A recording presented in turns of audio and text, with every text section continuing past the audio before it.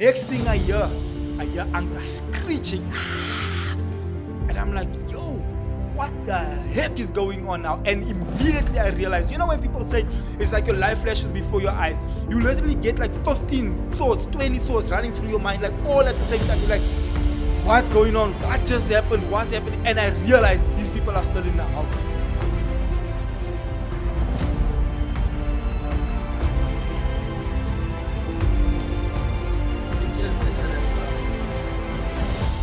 Can I go, bro? So every time I think about this story, I get mixed feelings because I'm not really sure what I should think about it or how I should feel about it. But look, it happened. This is now probably 8 years ago. And I've told the story a million times. But I think it's probably the first time I'm telling it the way I'm doing it now. So we're looking back at 2014. It's literally the week that I'm getting married. I think it was probably that the Wednesday or so, and I was getting married the Saturday, right? Well, I got married on the Sunday. I can't remember which day it was, but it was literally the week leading up to my wedding. That's the reason I was in Cape Town, right?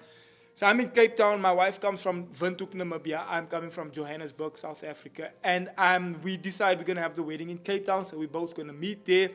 I want my wedding to be on the beach. She wants a wedding to be in the vineyard.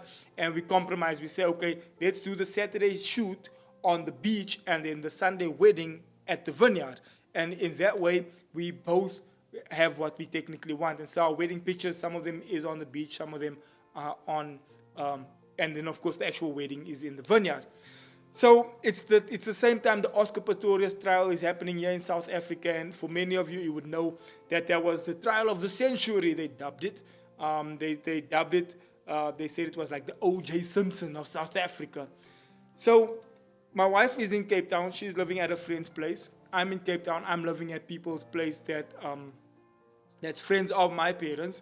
And because the budget was a little bit tight, and they said, no problem, come through, come stay at my place. It's fine.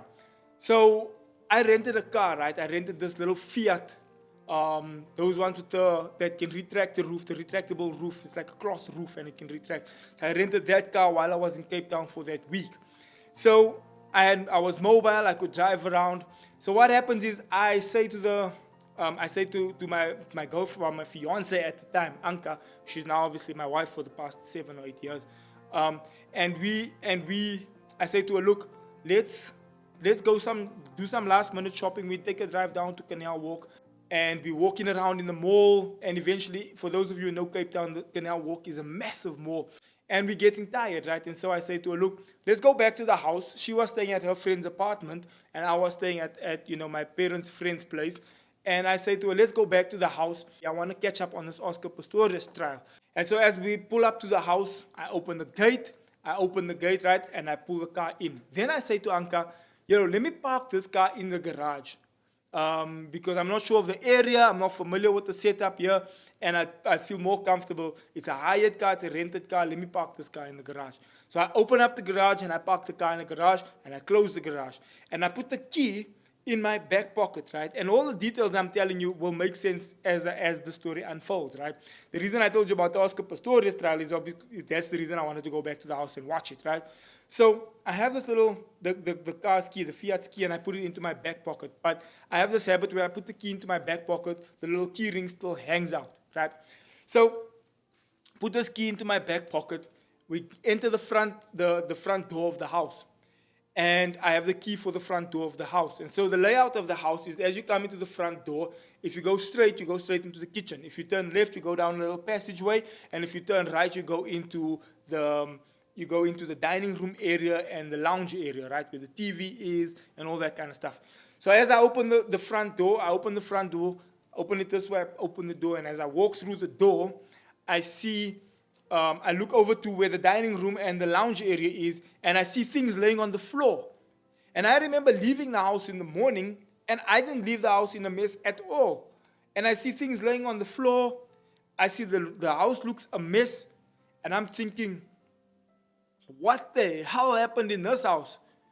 And I'm not sure which way to, now I'm completely I'm lost. What the heck happened in this house now? And Anka's behind me, right? So she's standing behind me, and I'm like, hold on. And just about a week before that, one of my friends' houses got robbed. And he was explaining the situation to me, and he was telling me how the house looked how ransacked the house was when they came. And so immediately as I opened the door, I remembered the story he told me. So the first thing I think is, oh snap, the house was broken into. And I also remember him telling me that by the time he got there, the people had already left. So I'm like, with that mindset, I'm like, okay, the house is clearly robbed or broken into, and whoever was here has probably left. Maybe 2 or 3 men who came into the house and probably left. So Anka's behind me, right? And this is my fiance at the time. We're getting married on Sunday, right? And this is during the week. This is like the Wednesday. And I think, oh snap, I'm staying in the first room to the left here, down the passage, the first door to the left. So I'm like, snap, let me go see if the robber got a hold of my bags, got a hold of my stuff. So I had my laptop bag with me because I didn't trust to leave it in the house, and I had it on my back, literally on my back as we walked through the house, because again, I'm not going to leave it in the car. So as we walk in, I think, oh snap, this guy, let me see if these people got to the room I was staying in. So I get to the room, I start looking through the bags, I start checking, I start doing like damage control to see what was taken, what was left. Next thing I hear Anka screeching. Ah! And I'm like, yo, what the heck is going on now? And immediately I realized, you know when people say it's like your life flashes before your eyes, you literally get like 15 thoughts, 20 thoughts running through your mind, like all at the same time. You're like, what's going on? What just happened? What's happening? And I realized these people are still in the house. And so I ran out of that room. I ran back into the passage to where Anka is. And I see Anka, right? So I grab her and I pull her, because now in my mind I'm thinking these are probably 2 or 3 men in the house. I'm also thinking, are they going to, sexually abuse my wife? I'm also thinking, are they going to abuse me? I'm thinking, do they have guns? You literally think like 20 different thoughts, you think 20 thoughts as one thought. You think all these things all at the same time. And I'm like, oh snap, I wonder what's happening here. So as I grab Anka, I try and throw her into the room, right?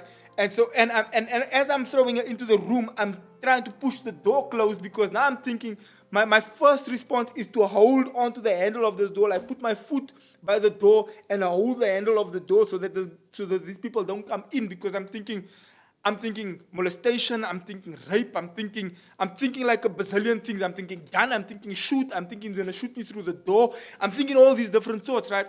And as I'm trying to hold it, this guy was so quick, and boom, he's into the house. I mean, into the room. And now I'm like, sorry, what do you want, Papa? So I have my laptop bag on my back. I have my cell phone in my pocket. At the time, I had the iPhone 5, right? And the guy says, what do you guys have? I'm like, no, nothing.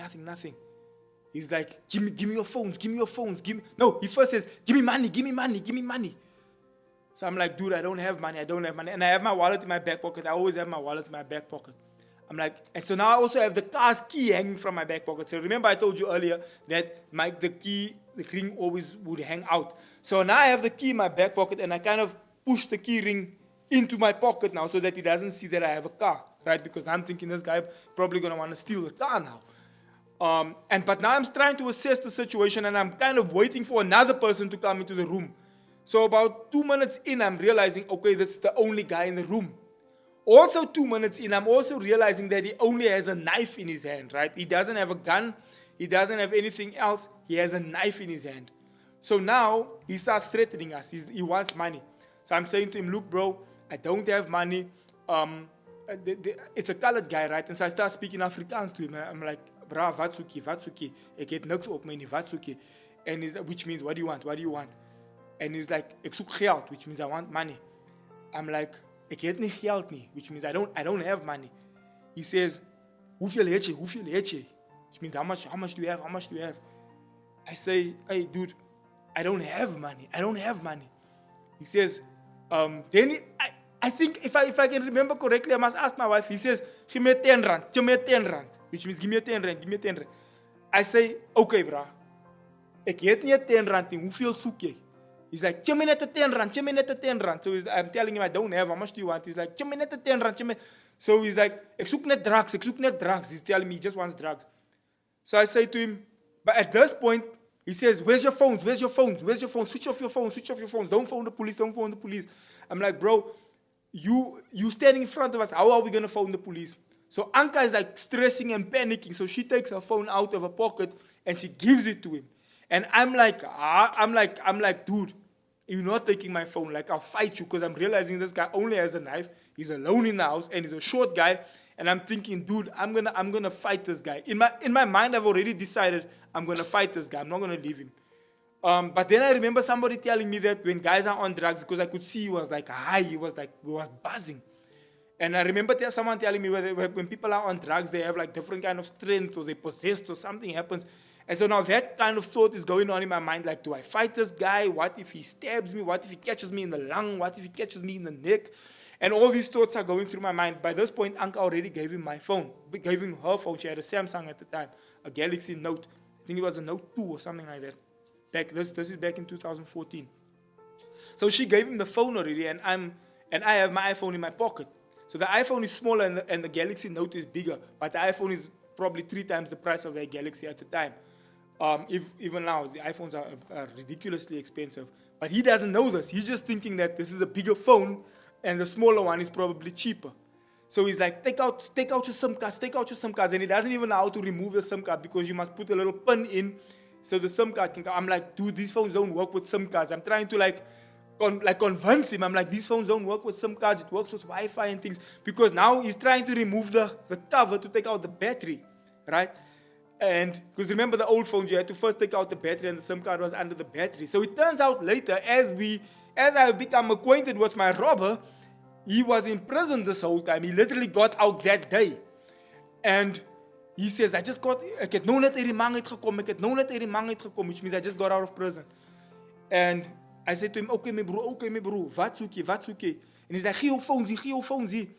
And so eventually he threatens me. So I take my phone out of my pocket and I give him my phone, right? So he's like, how do you take out the SIM card? I'm like, no, he doesn't have a SIM card. He's like, don't effing lie to me. He starts swearing me. He starts getting like impatient with me. So eventually I tell Anka, yo, give me your earrings. So I push out the SIM card and he takes the SIM cards and he puts it in his pocket. And he says to me, give me geld. So I take out my wallet and I'm counting, and I have like about $300 in my wallet. And I take out the whole $300. And I negotiate with him. I say, okay, bro, come I give you the 300, then I buy one of my phones back. And he looks at me, I'm like, how much were you gonna go sell this phone now? He's like, I was just gonna go sell it for $100 or something. I'm like, oh, because that's what drug addicts do. They steal something, they go and sell it for $100 or whatever, just for the next hit. However how much the hit is, that's how much he's gonna pay for this thing. So I have the $300 in my pocket, and I say to him, dude, let me buy my phone back from you. And I don't know, by some miracle, he says, okay. And so he gives my iPhone back, and I give him the $300. I say to him, look, you are going to sell my phone for $100. You're going to sell this Galaxy for, look, it's a bigger phone. So I'm confusing him. I'm like, look, that's a bigger phone. That one is maybe $200. I gave you a $300, give me that. Because now I'm trying to negotiate our phones back from the guy, right? I'm trying to negotiate. And he doesn't want to bend. He's like, no, because now he already has a $300, so he doesn't have an incentive to give Anka's phone back. So anyway, long story. So this whole thing is going on in the room. Anka's like squashed into the corner. I'm like standing in front of him. I'm negotiating with him. After that, he starts feeling threatened, or I don't know, he got a brainwave or something, and he starts threatening me with a knife. Sit down. And he's holding the knife, so I sit down. But I'm looking at his hand, and I'm thinking, if I can grab his one hand, or if I can grab this hand like this, and I can start fighting the guy with this hand, we have a chance of getting out here. Because now, we're probably sitting here now for probably 10, 15, 20 minutes. I don't even know how long it is that we are now sitting here. And this guy's like threatening us. He's already taken our phones. I already given him money. And then I realized this guy doesn't have an exit strategy. I realized he doesn't know how he's going to get out of this. And so I'm also, I'm strong leadership-wise. I can think, and I quickly realized that this guy, his plan basically failed now, because he thought he was going to break into the house, steal what he could, and then basically just get away with it. He didn't anticipate that he was going to get any kind of interruption. So now I can see he's clueless.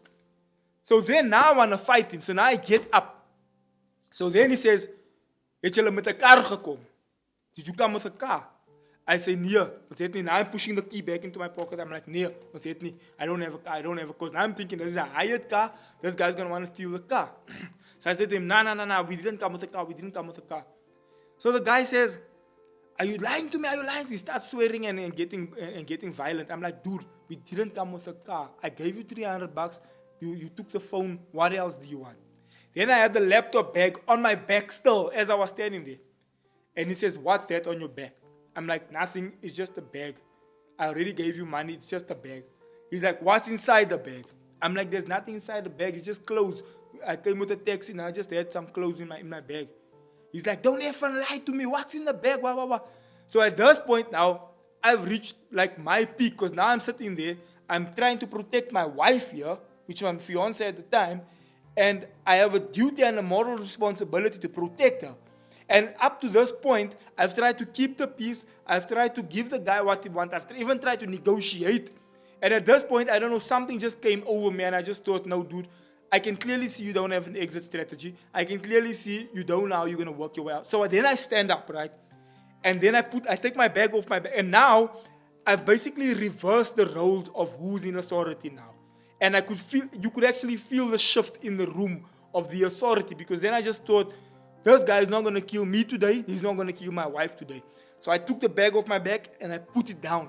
And I went to him and I said, dude, you took the money. I gave you the money. And then he started telling my wife, tell your boyfriend to sit. Tell your boyfriend to sit. He started swearing and like performing. Say hy moet sit, ek sal hom effing doodsteek, ek sal hom doodsteek. Then he started saying, ek sal hom skiet. Then I could see he's bluffing, because by this point, if he had a gun, he would have taken it out. Then I could realize, now this guy is bluffing now. Then I called his bluff and I was like, you don't have a gun. Then I said to him, my bro. Then I started speaking to him in Africa. I said, my bro, ek het jou klaar die geld gegee. I've given you the money. You tell my phone, I've given you the phone. March. Then I told him, loop now. Go. Then he said, okay.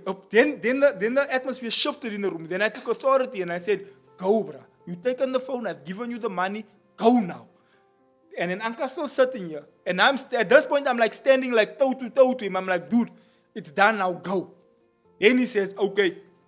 He's been ransacking the house the whole day. Can I help him with the bag? So I said, dude, because at this point I'm thinking, look, I can see this guy doesn't know what to do next. Let me help him with his exit strategy just so that we can relieve the situation, right? So that the situation can be, so that we can carry on with our lives, because they'll be probably sitting here now 30 minutes. And next thing, someone else comes in and then they get held up and then it just gets out of hand. So I'm just trying to keep it moving here. I honestly, to God, I can't remember how long that was. It could have been an hour, it could have been 10 minutes, it could have been 2 minutes for all I know, but it felt long, right? So then he says, in fact, I think it was long, because shortly after that, the owners of the house came back. Then he says, okay, help me carry the bag. So he keeps the knife right here by my neck. So as I go into the next room, he walks with me. So now I'm okay. I'm like, okay, Anka's now safe. She's alone in the room. This guy is with me, right? So he's holding the knife right here. And as he's holding the knife right here, he says, pick up the bag. So I pick up the bag, and this bag is heavy. I don't know what that guy stole. I don't know what all was in that woman's house, but the bag is now heavy. So it's like a big soccer bag, right? Because the guy's room that I was staying in is the lady's son, and he's a football player. So he had a soccer bag in his room, and this guy had packed all the stuff into the soccer bag. He stole my perfume. He stole a bunch of stuff that I had for the wedding, shoes and things that I was supposed to use for the wedding. He stole a bunch of things, right? So I have the bag on my back. And he says to me, carry the bag. So I carry the bag and we walk out of the house. So he's holding the knife here and he says, walk. So the house is on the main road right there by the Grand West Casino.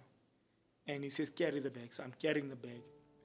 So I walked with him. You won't believe this. And this is a part that still I'm embarrassed by sometimes, but I just wanted to get the situation done with. I'm just like, yo, let me not try and be a hero. Let me just get this guy away. I have to protect my wife. I have to protect myself also. Let me just get rid of this guy. But now I'm already at peace, because I'm like, my wife is safe. I've disarmed the situation now, technically, and she's okay now. And so I walk with him, and he stops a taxi. And he jumps into the taxi, and he grabs the bag off my shoulder. And boom, the taxi leaves. So later on, when I got back to the house, Anka then told me that what Anka did was she ran out of the house. She explained this to me after I got back. So she asked me what I did, and I explained to her just what I told you now. And what she did is she ran to a store, like a store that was close by, and she was like, yo, we just got held up, we just got robbed, blah, blah, blah. They didn't believe her. She ran to another store, we just got robbed, we just got robbed. Then two men like followed her to the house, and she showed them what happened, and then they phoned the cops. So we standing there, we shaking, we scared, we nervous. So he left with Anka's phone, and he left with the money, but luckily he didn't take I basically bought my phone back for $300. He didn't take my phone. He didn't take the car because I put the key back into my pocket, and I then explained the cops what happened. And it's South Africa, the chances that something's going to happen or that guy's going to get caught is probably 0 to none. But that's, I guess, that's the story of how I was robbed, how we were held up in the house on the weekend of my wedding. And if I think about it now, I guess it's just part of what happens when you're living in South Africa, man. But I'm grateful that God spared us. He saved us. Nothing serious happened. And we got another phone after that, and we carried on with our lives. That was our story, man. Hope you enjoyed that story. If you want any more stories, this channel will be filled with my stories. Please do subscribe. If you did enjoy that story, drop your comment in the comment section. Perhaps you have a similar story also to tell. And do drop your comment in the comment section. And like the channel, subscribe to the channel. Thank you so much for watching. See you on the next video. Goodbye.